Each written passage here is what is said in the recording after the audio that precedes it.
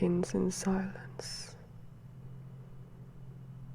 and all light begins in darkness.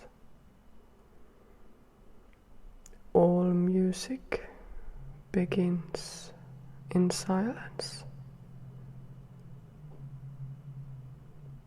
This is the most interesting thing that I learned in music theory. I also learned from my music theory and music history teacher that all my teachers are liars. This is something that was very useful to know for my later time when I started studying in senior high and university. I took that with me and carried it with me with everything I learned.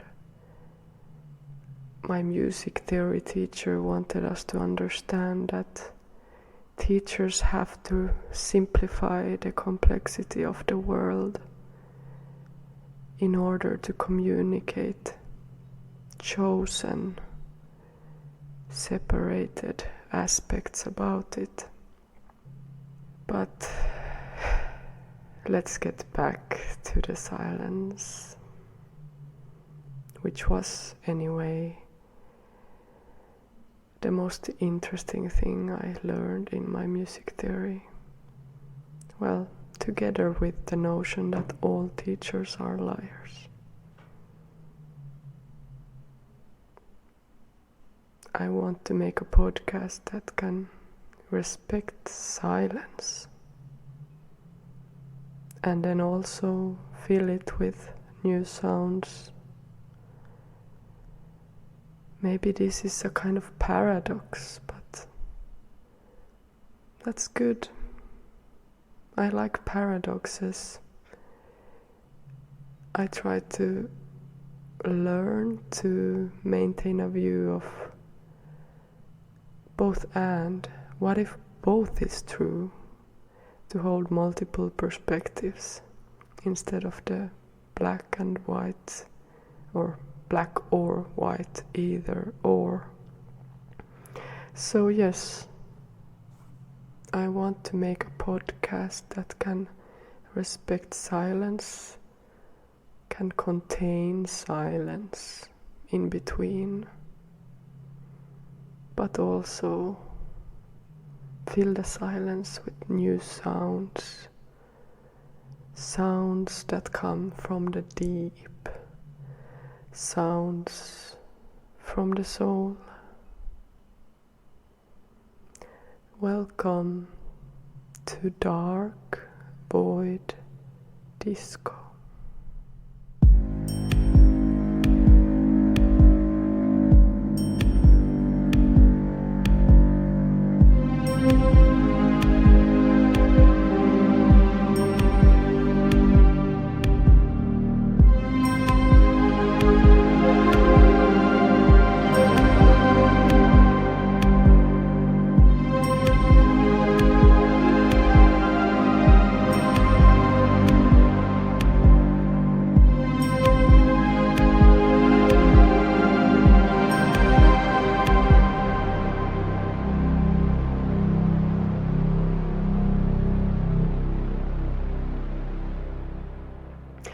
At first, I was unsure about having dark in the title of this podcast.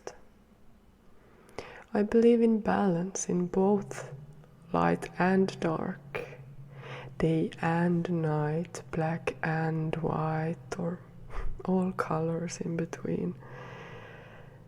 But I feel like we haven't really achieved a true balance with these things in our world yet.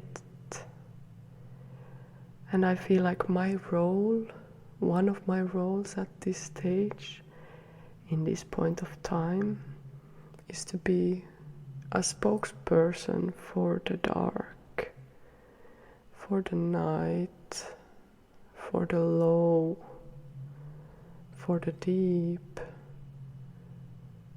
for the slow. And then in the future, maybe there will be a true balance at some point. And this podcast will be just another old, redundant podcast from a previous generation, from an old time that has lost all its relevance. Because the things at that present moment are evolved different. And that's fine. But for now, I need to speak for the dark void. I was asked to do so. I was called to do so. I kept resisting answering the call, and the void kept pushing. So here I am. And yeah, even if I was resisting, I made the decision that I'm gonna do this and play, enjoy, have fun.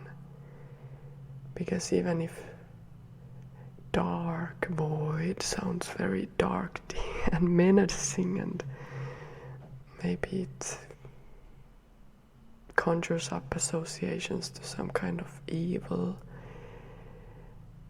that's not the idea of this podcast. Yes, maybe there is darkness and some kind of shadows and pain and suffering and even evil, but it's not the whole picture. The idea with talking about the dark void is to provide a space for the shadows and make space for all sides, all aspects, and because these sides are pushed down into the shadows, into the subconscious, we do not have that space in our time, in our culture, at least where I am living. That is the feeling I have, and through this podcast I create a space. So what about disco?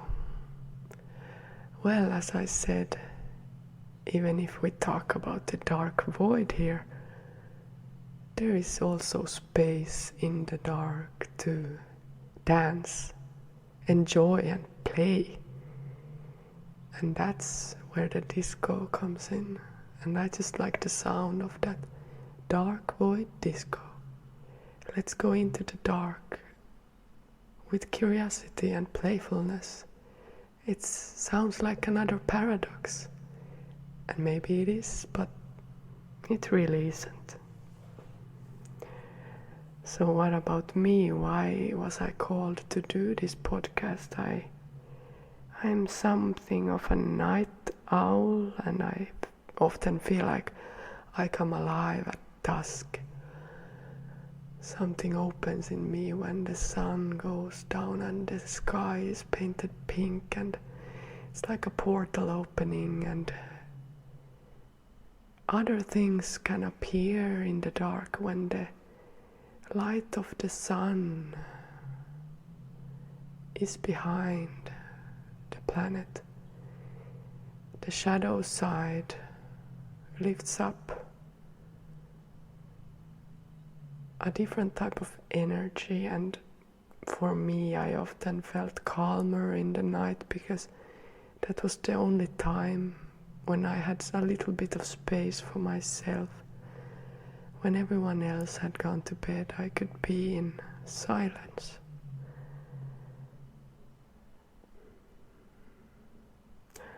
I've had times when I gathered most strength from being in some kind of void space, these in-between states, before and after a big shift or transformation has taken space. I also love dark moons because they bring me a sense of clarity and peace. And I also have an intimate connection to this dark void. I've been dancing with the dark my whole life in different ways. Earlier it felt like I was pushed there against my will. I wanted to be optimistic and happy, and suddenly I was pushed into the dark. I got panic attacks, anxiety, depressive states, total emptiness, feeling like I was floating in the void, in nothingness. Nothing mattered. Why was I even here?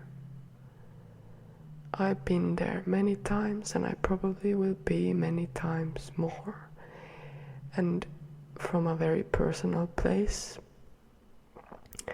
this podcast is a way for me to channel out those feelings, or provide me with a space where I can consciously meet that side of me that is very connected to this darkness, to this dark void.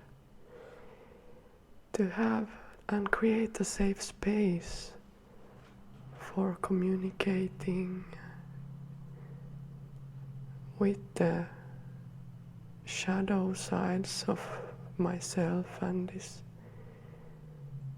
dark void overall. So yeah, I do understand why I was called to do this podcast from a voice in the dark, in the deep void. I wonder sometimes why we say for the highest good of all. And I started saying for the highest and deepest good of all, because I wanted to add the beauty of the depths into it. And this is another type of paradox, but not really, because the highest and the deepest are connected. We are standing on a ball, at least that's the way my worldview was constructed based on what I have learned, on a huge ball rotating around in a vast infinite space in the universe. And if we think about going higher, we're going out to space. If we go down further, we go deep into the earth, into its core, into the fires. Then if we go even deeper, we go through the core and we go back into that same space. And there's something about this that I find fascinating to think about, and I think it also makes sense to think about this in terms of your own being, in yourself. When you go to your highest or your deepest point, they might not be all too different. What is that space? There comes a space where those differences cease to matter, or they are inhabiting a different role. It's fascinating to think about these metaphors and try to see how your mind has been molded by the language and the metaphors in our language. And we live by so many metaphors that shape our minds. Maybe growing up with 2 languages as a bilingual helped me in noticing how different languages wire our minds to think in different ways based on how that language is structured and designed.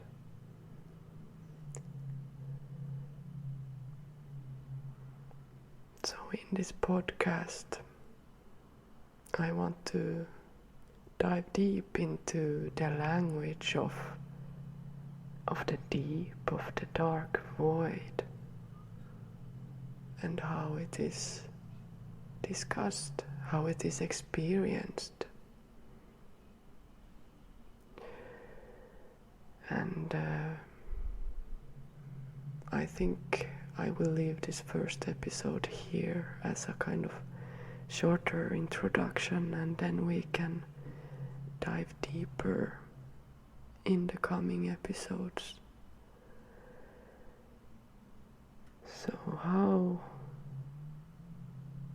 is the language of the dark void constructed? Well, one thing that I know is that it begins in silence. And then into the silence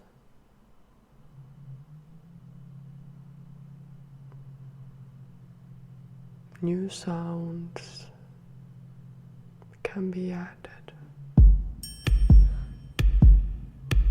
New sounds, songs of the soul can be created